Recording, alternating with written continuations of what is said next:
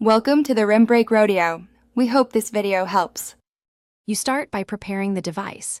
Ensure battery is above 50% and back up photos and documents. Once done, enable developer options so you can use advanced tools if needed. USB debugging is optional but helpful. Now power the phone off. To enter recovery, press the device-specific button combo, usually power plus volume down or up, and hold until the boot menu appears. This gets you into the recovery environment, where you'll move to the next actionable step. Once in recovery, navigate with volume keys and confirm selections with the power button.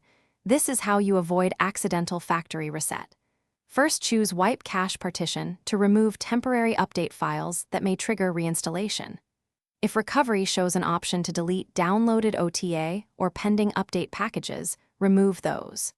If you don't see that option, connect the phone to a PC and use ADB. Enter a DB shell. Locate OTA files in /cache or /data/Dalvik cache, and remove them carefully. Reboot the phone after cleanup and check settings about phone to confirm the previous build persists. If the device boots normally, you're done. Make sure automatic updates are disabled in system settings to prevent repeat installs. If the phone enters a boot loop, go back into recovery and try clearing cache again. If that fails, perform a factory reset as a last resort. Remember that erases data. Finally, keep a matching firmware image and sideload tools ready so you can reinstall or roll.